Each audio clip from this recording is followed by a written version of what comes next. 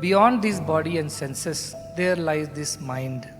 This mind is the one which has all the logic, questions, doubts, delusions.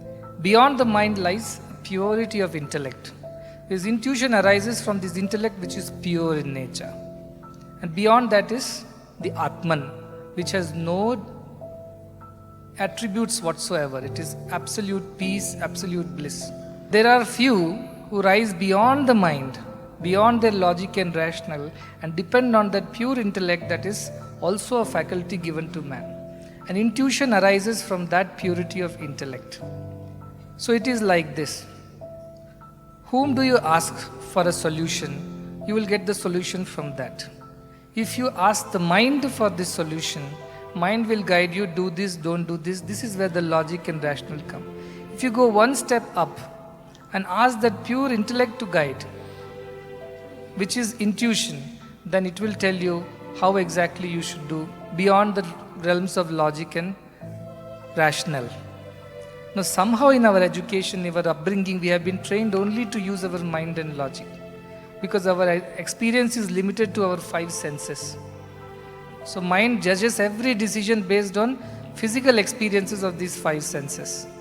If it's pleasurable for these five senses, let us do it. If it is not pleasurable, let us avoid it. That is how mind does it. But intellect tells us, even if it is not pleasurable today, do it still because that is what is good for you tomorrow. There is a greater, deeper truth that lies in the intellect. That is the seat of intuition. How to apply this on a daily life when you have to deal with so many people around who are so logical, who have only rational, that needs a little bit of practice. That needs a little bit of deeper understanding of your intuitions. How does it come? Again, go back to silent and listen. All this listen happens when you become silent, when you shut down your mind and say, I know in this present situation, this is what is favorable, this is what is pleasurable, this is what will bring me popularity.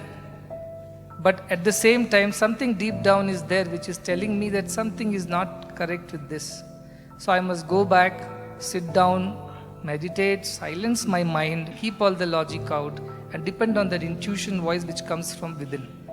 And when I follow that with courage, I will see the results. And when you keep following it again and again and again, it becomes a habit.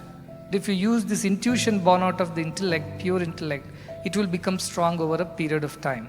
So give a chance to your intellect to guide you, keeping the mind aside. I always say heart should guide the head and head should guide the hands. So the real guidance should come from the heart. That is the seat of intuition.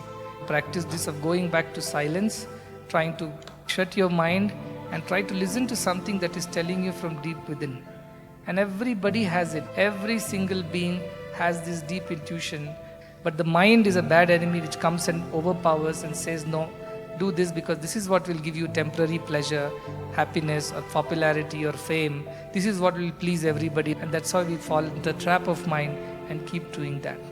So this practice should come to the youth, and for that some silent sitting, some withdrawal to within is very, very important on a daily basis. Every day you wake up, take the time when world is still silent, people have not woken up, the traffic has not started. Use those hours to sit and strengthen your intellect. And wherever you go, that will guide you. Beyond your mind's chatter, that will talk to you and tell you exactly what you should be doing in any situation.